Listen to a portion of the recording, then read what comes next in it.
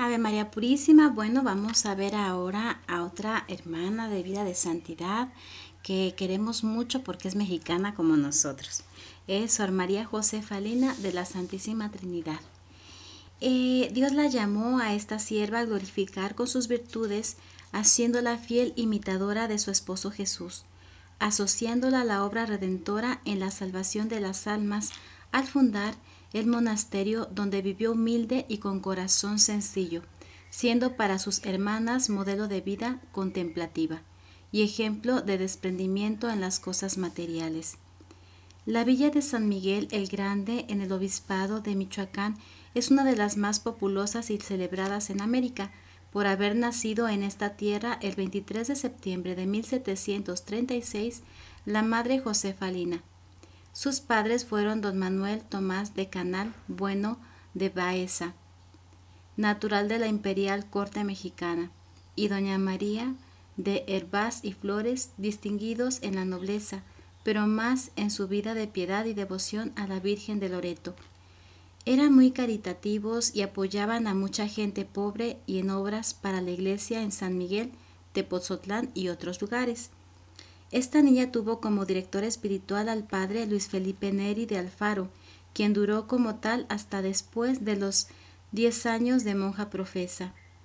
Este director espiritual dejó escrito que desde pequeña renovaba a Dios sus promesas que tenía de pobreza, obediencia y castidad, que vivía en un aposento separado de su misma casa, como una religiosa en su celda, que se ocupaba en los oficios de las criadas para ejercitar la humildad, ayudándoles en las cosas domésticas, que para besarle los pies fingía que se le caía algo de las manos, que cuando los papás le querían hacer que comieran cosas ricas y gustosas, se excusaba diciendo que le relajaba el estómago, que aceptó las mortificaciones que le puso su director a pesar de su frágil cuerpecito, que su único deseo era desposarse con Jesucristo, que decía muchas jaculatorias y que conservó la gracia del bautismo sin mancharla con el pecado.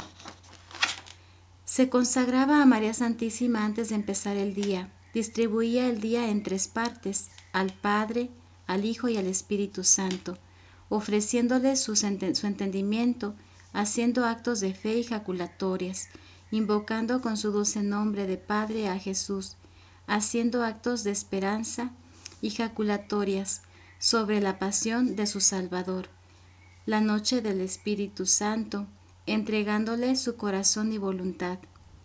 Escuchaba la misa todos los días, ofreciéndola con las necesidades de todo el mundo, adorando a Jesús sacramentado en todos los sagrarios del universo. Rezaba con fervor y amor el Santo Rosario. Hacía una comunión espiritual cada hora.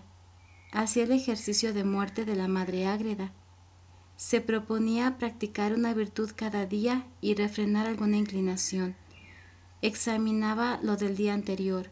Se hacía disciplina, los viernes por espacio de 2 estaciones. No comía sal o dulce. El sábado lo dedicaba a la caridad espiritual a las almas del purgatorio.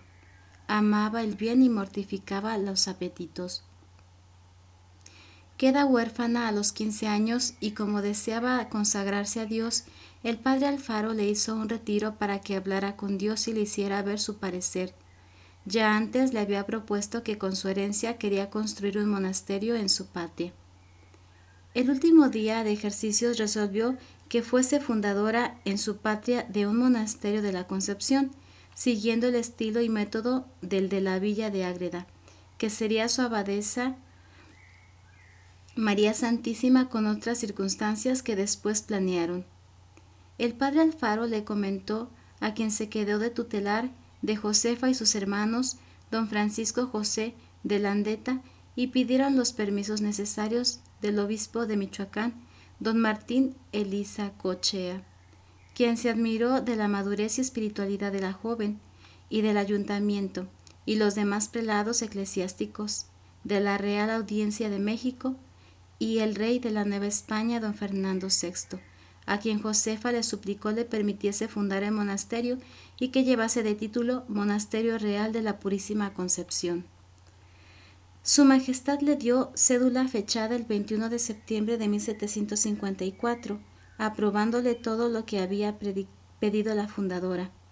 Con los permisos obtenidos, el obispo, con fecha del 28 de abril de 1755, decretó que se observase la fundación como deseaba la fundadora, viviendo la regla con todo su rigor y fuerza, reduciendo las religiosas a vida común, comiendo juntas en el refectorio lo mismo y que no se permitieran criadas ni mozas de servicio. Después llegaron 4 monjas del monasterio de Regina Coeli, donde vivieron en un lugar adaptado mientras construían el monasterio. María Josefa tomó el hábito en la casa lauretana el 1 de febrero de 1756. Allí se entrega con fervor a las fatigas y distribuciones del noviciado. Sabía que ese tiempo era necesario para despojarse del hombre viejo y sanar de las enfermedades contraídas en Adán por el pecado, y a comenzar a subir por el Tabor, vaciándose de todo. Su prudente maestra Gertrudis de San Rafael, viendo que su observancia era mucha, no hallaba con qué reprenderla. Pensó herirla en su amor propio para ver si estaba sólida en la humildad y le dijo: «No pienses que porque eres rica y fundadora del monasterio te hemos de menester para algo. Si quieres irte a tu casa, que sea breve y así no creas que eres necesaria para nada». La humilde novicia, sonrojada, con los ojos en el suelo, respondió: «Bien veo que yo no sirvo para nada ni para que me quieran a mí, pero suplico por amor a Dios me admitan en su compañía». En todo el tiempo de su noviciado fue ejemplar, sensible de humildad, obediencia, fervor y puntual en la observancia. El 2 de febrero hace su profesión religiosa y vivía de forma valerosa para no desagraviar a Dios. Se consagra para morir al mundo y empezar a vivir con esta nueva vida, desterrar el amor del mundo por el amor de Dios. Sofocaba los pensamientos de vanidad, los malos deseos, las inclinaciones al placer, son las mortificaciones y humillaciones no buscando su propia gloria. Decía: que mi vida consista en temer, desear, admirar y amar.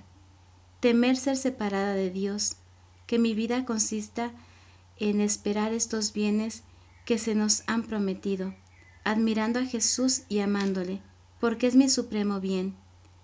Renovaba constantemente su promesa hecha a Dios de los votos.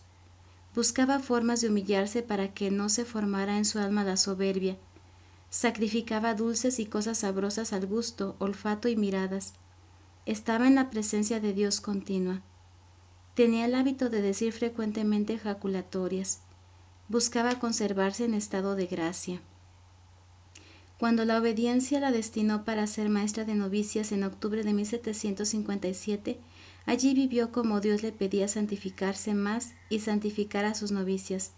Se privaba por el bien de ellas de todas las varias satisfacciones de los sentidos y del espíritu, y queriendo que sólo aquello que pudiera servir a sus novicias. Ante las faltas y defectos de sus formandas y hermanas, rezaba ante Dios para pedirle el remedio, supliendo con el favor de sus súplicas la tibieza e imperfección de sus hijas. Ejercitaba la caridad, la compasión en sus males espirituales y corporales, y convencida a que estaba obligada a tener todas las virtudes cristianas que deseaba en ellas a fin de darles ejemplo. También fue vicaria de casa a partir del 19 de abril de 1766 y en el que permaneció hasta su muerte. Todo cuanto hablaba, pensaba o hacía lo era para mayor gloria de Dios y no determinaba nada, sino primero pensaba si llevaría a ese fin. Para el amor al prójimo no solo quitaba de su cabeza todo pensamiento contrario a la caridad, desterraba del corazón todo sentimiento y toda palabra injuriosa, y mostraba con obras, amor, sufrir los defectos de las hermanas, aliviarles en sus necesidades. Trataba a todos con igual amor y solicitud, no decía los defectos del otro, sino los excusaba cuanto podía. Por la fe gobernaba en todas sus acciones hechas por amor a Dios y porque Él así lo quería. Por la esperanza nada la desconsolaba, ni las tentaciones, ni tempestades o aflicciones, y si había alguna decía: esperemos en Dios, Dios lo remediará todo. En su caridad buscaba explicar el amor de Dios, haciendo todas sus obras a mayor gloria de Dios y no perdiéndole de vista aun en los más pequeños quehaceres. Decía, por el uso de servir se nos quite la tentación de sentirnos señoras, mirando a todas como amas. Hacía con la penitencia y la mortificación la guerra sangrienta de los sentidos y todo su cuerpo, buscando todos los días maneras de mortificarse. Obligaba a sus ojos no ver el rostro de nadie, las palabras eran medidas solo lo necesario. Cumplía con las obligaciones de su estado sin dejarse llevar de las curiosidades, de saber novedades del mundo, ni perdiendo el tiempo en averiguar cosas vanas e inútiles. Decía a las hermanas, siendo continuo nuestro deseo, será continua nuestra oración, pero si se acaba el deseo, se acabará la oración. Estar atentas. Orar es amar. Se deja de orar cuando se deja de amar. Los votos los vivía con mucha virtud y heroísmo.